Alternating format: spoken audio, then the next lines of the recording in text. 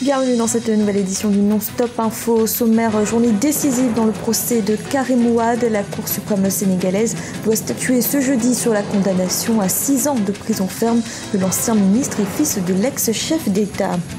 Le président togolais Faure Gnassingbe est attendu ce jeudi en Égypte. Au programme, inauguration du nouveau canal de Suez et renforcement de la coopération bilatérale. Et le prix des produits de consommation augmente en Éthiopie. L'inflation s'élève à 11,9%, un taux à 2 chiffres qui inquiète les autorités. Mais tout d'abord, au Cameroun, l'extrême nord du pays a de nouveau été la cible d'attaques meurtrières dans la nuit de lundi à mardi. 8 personnes ont été tuées dans la localité de Kangaléré et près de 145 personnes ont fui. L'assaut n'a pas encore été revendiqué, mais pour les autorités, il porte la marque du groupe terroriste Boko Haram. Au Sénégal, c'est peut-être ce jeudi l'épilogue d'un procès à rebondissement. La Cour suprême doit examiner le dossier de l'affaire Karim Ouad, ancien ministre et fils de l'ex-président. La Chambre doit dire si elle valide ou non la condamnation à 6 ans de prison ferme prononcée par la Cour d'enrichissement illicite. Un reportage de notre correspondant El Adjaï. C'est le 6 août 2015 que la Cour suprême va statuer sur l'affaire Karim Ouad, condamné à 6 ans de prison ferme. Ceci après les 7 recours déposés par les avocats de Karim Ouad contre l'arrêt rendu le 23 mars par la Cour de répression de l'enrichissement illicite. Mais les avocats de Karim Ouad jugent cette audience illégale. La première chose qu'il faut relever, c'est que nous estimons que la programmation de l'audience est faite en violation des propres règles de procédure de la Cour suprême. Nous sommes encore dans le délai d'instruction des pourvois et nous-mêmes nous disposons d'un délai pour répondre aux pourvois qui nous ont été signifiés car nous sommes également défendeurs. Donc nous ne pouvons pas nous en attendre grand-chose. Nous signalons tout de suite qu'il y a une violation encore des droits de la défense. Selon les avocats de l'État du Sénégal, la requête de la défense n'a aucune chance d'aboutir. Nous sommes confiants, nous irons écouter la Cour suprême et continuer de défendre l'État car la cause est noble. Il faut que tout le monde comprenne que la corruption est finie au Sénégal.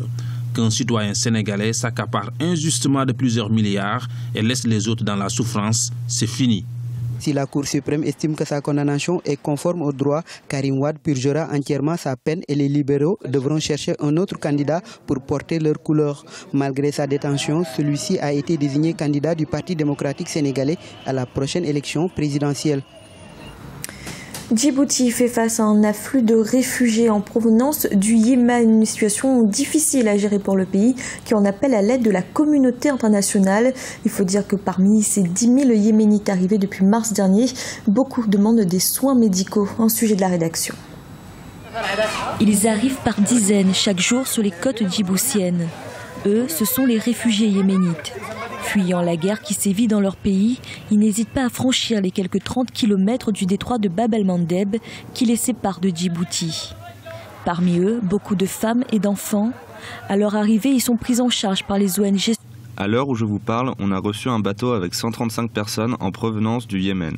Ils ont besoin d'eau, ils ont besoin de manger, ils ont besoin d'être abrités. Il y a un camp qui a été offert par le gouvernement djiboutien qui s'appelle le camp de Markazi. Ceux qui sont enregistrés partent ensuite au camp. Selon les chiffres du Haut Commissariat aux réfugiés, 9 953 Yéménites sont arrivés dans cet état de la Corne de l'Afrique depuis le 26 mars 2015. Et environ 30 000 de plus sont attendus dans les prochains mois. Débordées, les autorités djiboutiennes appellent à l'aide de la communauté internationale. La situation humanitaire au Yémen est catastrophique et ça c'est le moins que l'on puisse dire. La situation n'a pas cessé de se détériorer et il incombe à la communauté internationale de soutenir le Yémen au cours de cette période très critique. À noter que Djibouti est un des rares pays à avoir ouvert ses portes aux réfugiés yéménites. Mais la situation étant aujourd'hui hors de contrôle, le gouvernement a mis en place une cellule de crise pour la gestion des conséquences humanitaires sur son sol. Dans l'actualité également, le président togolais Faure Gnassingbe se rend ce jeudi en Égypte. Il assistera à l'inauguration du nouveau canal de Suez. Quant au gouvernement égyptien, il entend développer les nouvelles orientations de sa politique africaine. Alun Guindo et Awar Barkala. Le président de la République togolaise est attendu au Caire ce jeudi 6 août à l'invitation de son homologue égyptien. Les discussions entre les deux chefs d'État porteront notamment sur la coopération entre le Togo et l'Égypte. Le vice-ministre égyptien de la Santé s'était récemment rendu à Lomé, capitale togolaise. Alors, la visite du président Faure Gnassingbé en Égypte s'inscrit d'abord dans le cadre des cérémonies d'inauguration du deuxième canal de Suez. Mais cette visite sera également l'occasion de faire un passage en revue de la coopération bilatérale. Aujourd'hui, l'Égypte et le Togo, comme beaucoup de pays africains, ont les mêmes préoccupations, notamment en matière de terrorisme, de piraterie maritime.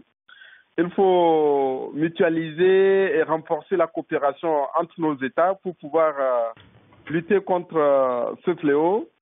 En deuxième lieu, sur le plan purement bilatéral, en matière agricole, énergétique, en matière également commerciale, le Togo et l'Égypte sont déterminés à renforcer et à approfondir leur coopération.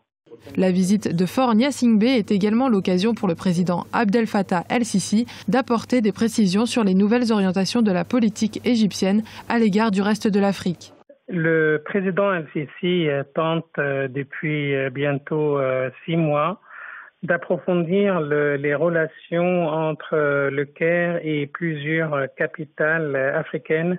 Et les pays africains ont beaucoup d'intérêt à avoir des relations diplomatiques plus approfondies avec l'Égypte, y compris le Togo. Cela revient à dire que depuis la crise entre l'Égypte et l'Éthiopie autour de barrages, l'Égypte a senti l'importance de se diriger vers le sud.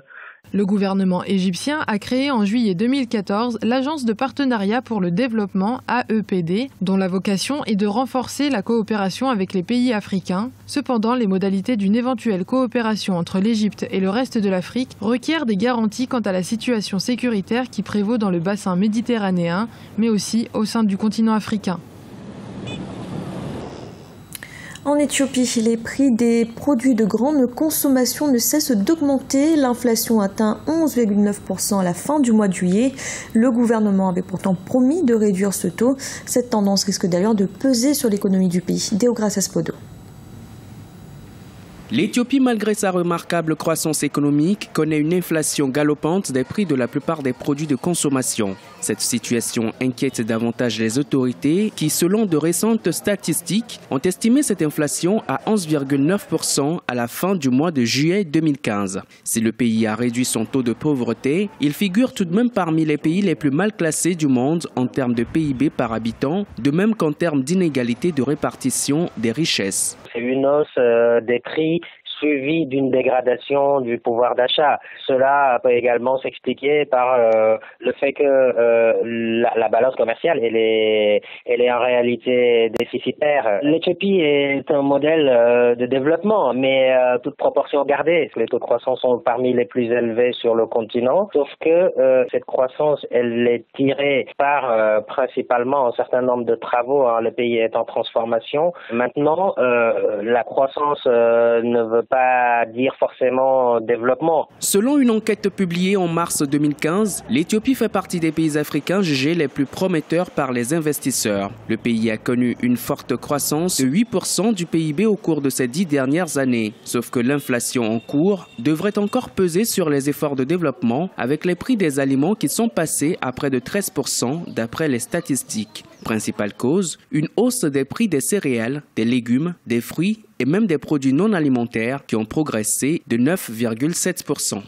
Ce paradoxe peut être corrigé par l'amélioration des capacités productives et que les entreprises locales puissent se développer de façon à ce que l'épargne fonctionne normalement et d'essayer enfin de limiter les importations, favoriser le développement du tissu économique local et pourquoi pas exporter à un moment donné. Donc c'est cela la solution, mais ce n'est pas de baser son économie sur des grands travaux avec une économie qui dépend finalement de des investissements directs étrangers. L'Éthiopie est classée au 174e rang sur 187 en ce qui concerne l'indicateur de développement humain. Face aux défis actuels, le gouvernement entend poursuivre son plan de développement qui prévoit notamment la modernisation de l'agriculture et le développement de l'agro-industrie, piliers socio-économiques du pays.